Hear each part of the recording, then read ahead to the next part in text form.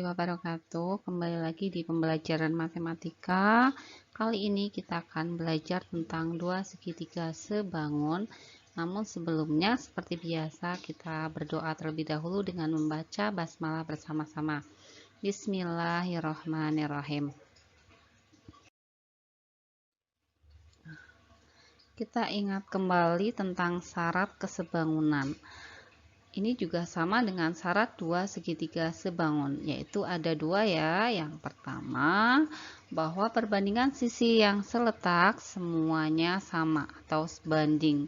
Kemudian yang kedua, ada sudut yang seletak sama besar. Jadi syarat dua segitiga sebangun sama persis dengan syarat dua bangun datar yang sebangun. Namun demikian, ada beberapa kondisi yang menyebabkan dua segitiga sebangun. Antara lain, yang pertama, jika sudut-sudut yang seletak sama besar.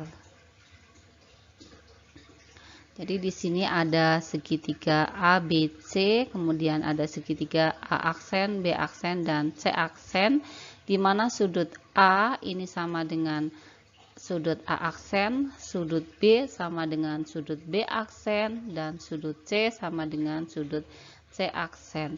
Jika ketiga sudut yang seletak ini sama besar, yaitu A dengan A aksen, B dengan B aksen, dan C dengan C aksen, maka akibatnya adalah sisi-sisi yang seletak pun akan sebanding, bahwa nanti AC dibanding A aksen C aksen sama dengan AB dibanding A aksen B aksen, dan BC dibanding B aksen C aksen. Keadaan ini atau kondisi ini disebut dengan sudut-sudut-sudut. Jadi pada segitiga kalau sudut-sudut yang seletaknya sama pasti sebangun.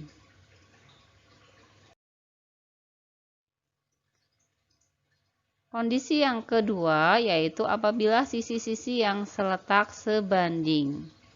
Perhatikan gambar berikut. Di sini ada A, B, C dan masih ada A aksen, B aksen, dan C aksen.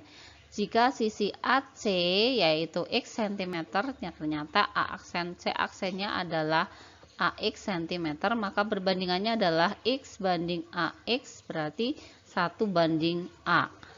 Kemudian AB yaitu Z, A aksen banding B aksennya adalah AZ, sehingga AB banding A aksen, B aksen juga Z banding AZ, yaitu 1 banding A. Begitu juga dengan BC. BC bandingnya dengan B aksen, C aksen, yaitu Y banding AY. Berarti nanti 1 banding A. Nah, ternyata semua perbandingan sisi yang seletaknya itu sama atau sebanding, yaitu sama-sama 1 banding A. Sehingga nanti ternyata akibatnya adalah sudut-sudut yang seletak juga sama besar, sehingga dua segitiga ini menjadi sebangun.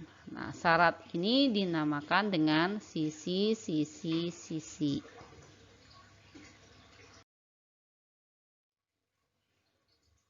Dan yang ketiga, apabila satu sudut yang seletak sama besar dan kedua sisi yang mengapit sebanding. Jadi kalau ada satu sudut, misalnya di sini ada sudut A, seletak dengan A aksen dan sama besar, serta sisi AC banding A aksen C aksen itu sebanding dengan sisi AB banding A aksen B aksen, maka dua segitiga ini sebangun. Syarat ini dinamakan dengan sisi sudut sisi.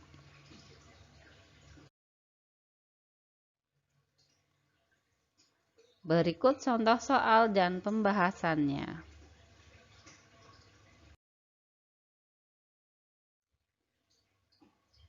Contoh yang pertama. Dalam segitiga PQR dan segitiga XYZ diketahui besar sudut P sama dengan 60 derajat, sudut Q 80 derajat, sudut X sama dengan 80 derajat, dan sudut Z sama dengan 40 derajat. Pertanyaan pertama, apakah segitiga PQR dan segitiga XYZ sebangun? Jelaskan. Dan yang B, sebutkan pasangan sisi yang bersesuaian.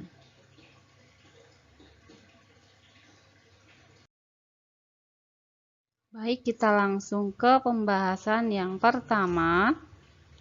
Diketahui segitiga PQR dengan besar sudut P 60 derajat dan Q sama dengan 80 derajat. Maka kita cari terlebih dahulu sudut R. Kita tahu dalam sebuah segitiga besar sudutnya itu jumlahnya adalah 180. Sehingga besar sudut R diperoleh dari 180 dikurangi jumlah sudut P ditambah sudut Q. Sehingga sudut R-nya sama dengan 180 dikurangi 60 derajat ditambah 80 derajat. Ketemu sudut R sama dengan 180 dikurangi 140, yaitu besarnya 40 derajat. Kemudian segitiga yang kedua, XYZ besar X-nya 80, Z 40. Maka kita cari terlebih dahulu besar sudut Y. Sama, karena ini segitiga berarti dikurangi 180 dikurangi dengan jumlah sudut X ditambah sudut Z. Kita tuliskan dulu. Sehingga sudut Y-nya sama dengan 180 dikurang 80 derajat tambah 40 derajat. Atau sama saja dengan 180 kurang 120. Sehingga ketemu sudut Y sama dengan 60 derajat. Sehingga kita bisa simpulkan bahwa pada PQR dan XYZ sudut P-nya ini 60 berarti sama saja dengan sudut Y. Bahwa P sama dengan Y yaitu 60 derajat. Kemudian ada sudut Q sama dengan sudut X yaitu 80 derajat. Dan sudut R sama dengan Z yaitu 40 derajat. Karena sudut-sudut yang seletak sama, P dengan Y, Q dengan X, dan R dengan Z sama, maka kesimpulannya dua segitiga tersebut sebangun. Jadi PQR sebangun dengan XYZ berdasarkan syarat sudut. Nah, sekarang yang kedua, sebutkan sisi yang seletak. Pasangan sisi yang seletak kita lihat dari sudut yang seletak. Bahwa kita bisa simpulkan karena P sama dengan Y, Q sama dengan X, R sama dengan Z, sehingga kita bisa ambil bahwa PQ ini seletaknya dengan ZX atau X. YX. Maaf, ini dengan YX atau XY. Kita tuliskan dulu PQ seletak dengan YX, pasangan sisi yang seletak. Kemudian ada QR nanti seletaknya dengan XZ. Dan yang terakhir PR seletak dengan YZ. Paham ya?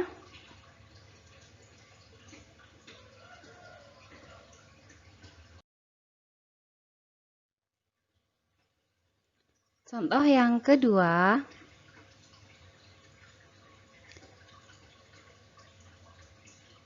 apakah segitiga dengan ukuran sisi berikut ini sebangun dengan segitiga yang ukuran sisinya 6 cm, 8 cm, dan 10 cm?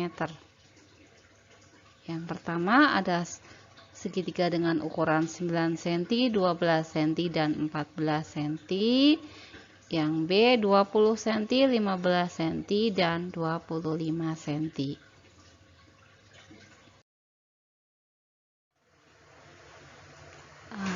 Pembahasannya, diketahui segitiga yang ukuran sisinya adalah 6 cm, 8 cm, dan 10 cm. Apakah sebangun dengan segitiga dengan ukuran sisi 9 cm, 12 cm, dan 14 cm? Maka kita mulai dari perbandingan sisi, karena yang diketahui adalah panjang sisi-sisinya. Mulai dari 6 banding 9. 6 banding 9 kita sederhanakan, sama-sama dibagi dengan 3, sehingga hasilnya menjadi 2/3. Dan yang kedua ada 8 banding 12. Ini sama-sama dibagi dengan 4. Sehingga perbandingannya menjadi 2/3. Sedangkan yang terakhir 10/14 kita bagi masing-masing dengan 2. Sehingga menjadi 5/7. Sekarang diperhatikan perbandingan sisi yang seletaknya bagaimana, apakah sebanding atau tidak. Di sini 2/3, ini 2/3, tapi yang terakhir adalah 5/7. Jadi tidak sebanding, sehingga kesimpulannya bangun tersebut tidak sebangun. Nah, sekarang yang B dengan ukuran sisi 20, 15, dan 25. Yang perlu diperhatikan bahwa ini urutannya adalah 6, 8, dan 10. Berarti nanti di sini juga 15, 20, 25. Artinya 6-nya nanti banding dengan 15, 8-nya dengan 20, dan 10-nya dengan 25.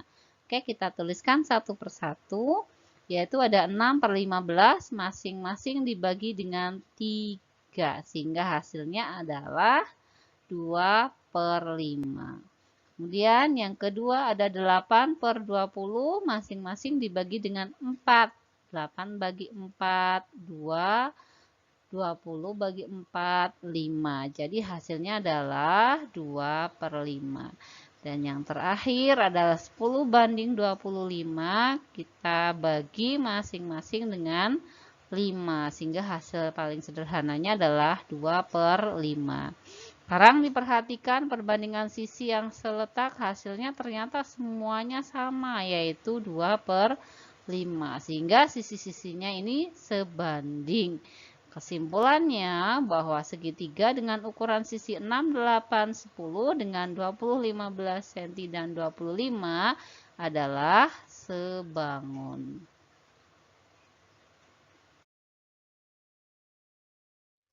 Contoh yang ketiga. Pada segitiga DEF dan segitiga XYZ, diketahui DE sama dengan 12 cm, EF 18 cm, FD 27 cm, ZX 24 cm, XY 36 cm, dan YZ 16 cm. Apakah kedua segitiga itu sebangun? Jelaskan. Sebutkan pasangan sudut yang sama besar.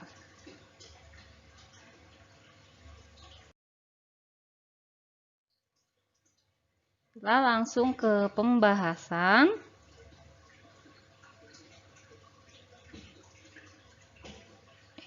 Diketahui segitiga DF tadi ya, DE-nya 12, EF-nya 18, FD-nya 27.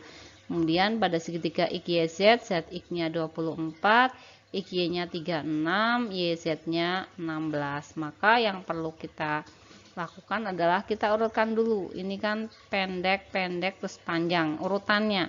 Berarti nanti DE ini seletaknya adalah dengan YZ. Sedangkan EF dengan ZX, dan yang terakhir FD dengan XY. Maka kita tuliskan satu persatu, yaitu ada DE bandingnya dengan YZ, yaitu sama dengan 12 banding 16. Kita kecilkan, masing-masing dibagi 4. 12 bagi 4, 16-nya juga dibagi 4, sehingga ketemu sama dengan 3/4. Kemudian yang kedua yaitu ada EF banding ZX, yaitu sama dengan 18/24.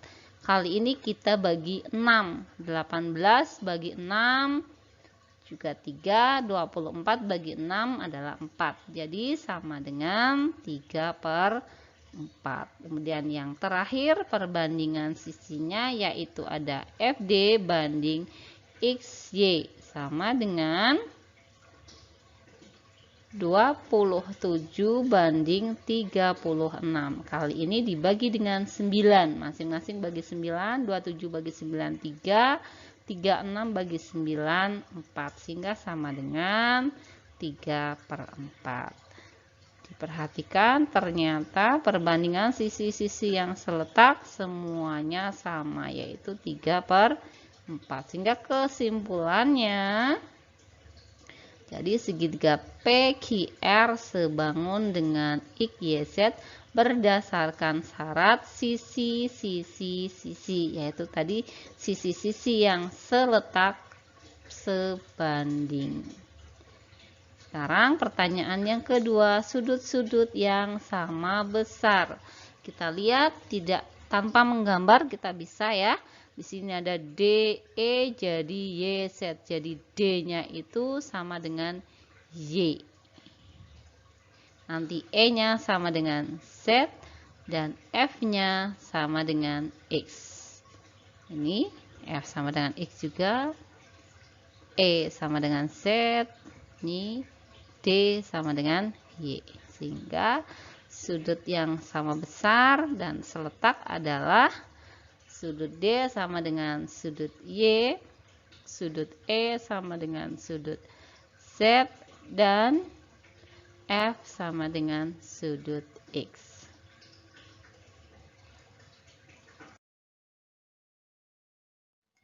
Demikian pembelajaran hari ini. Kita tutup dengan bacaan hamdalah bersama. Alhamdulillahirrabbilalamin.